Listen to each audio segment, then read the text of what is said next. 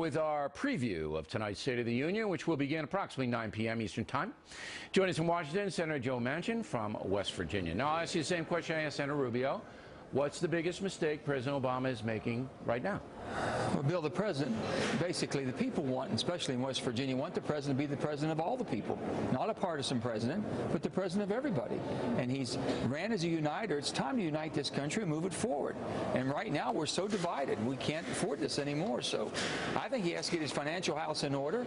He inherited a very bad situation in 2009 when he came in. He knew that. And why didn't he accept the Bowles-Simpson approach? Basically an all-in approach, bipartisan at that time. He could have taken it and claimed it as his own and ran with it. All right, explain that to the viewers who don't, can't recall Bowles-Simpson. What should he have done specifically? Well, specifically, basically, you have to have a tax system that people believe in and think it's fair. They should not begrudge you or anybody else for doing well in life as long as they know you paid your share as you did it. You didn't get extra breaks the higher the ladder you went up. And the mobility to raise people up from the lower end to the middle class to the upper class, that has to be available. It's not available, and that's what was promised.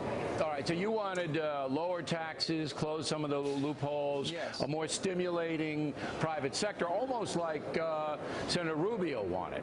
So basically, I know we have to have revenue. It's basically the Republicans saying they should be asking the question to the Democrats, how do you spend the revenue? It should be spent towards debt reduction and towards infrastructure, work within the confines of what we have now, Bill, and basically move forward with a fair, equitable tax program. Okay, but you're sounding like a Republican, and because that's what they want. But what holds President Obama back from that, as you well know, is the income inequality deal.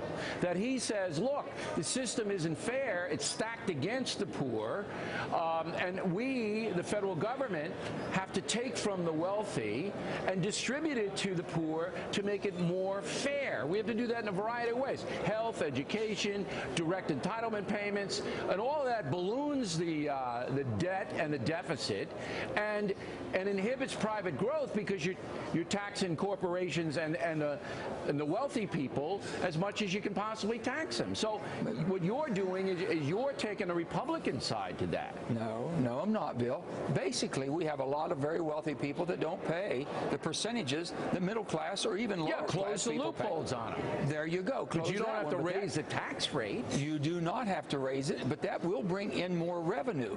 My Republican friends don't want any new revenue. They want to continue to drive it down until where it's basically negated. All right, I agree with you. I think some of those particularly the overseas dodge with the big corporations, sure. But you got to bring the corporate rate down and close those loopholes. But the president hasn't.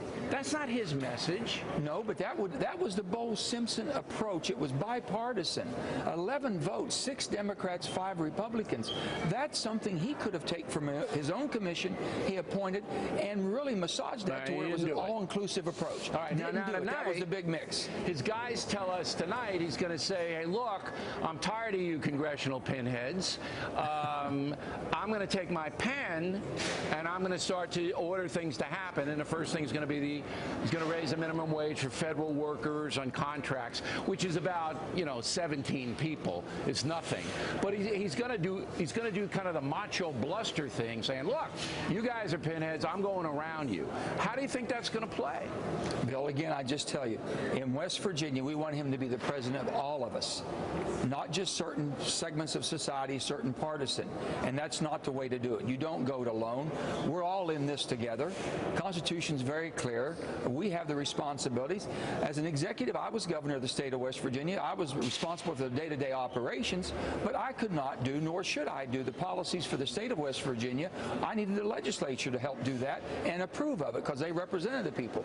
He has the same responsibility. So whether you're Democrat or Republican, Mr. President, we want you to be the president of all of us and work with all of us. I don't know if we're going to hear that tonight, though. I'm hoping for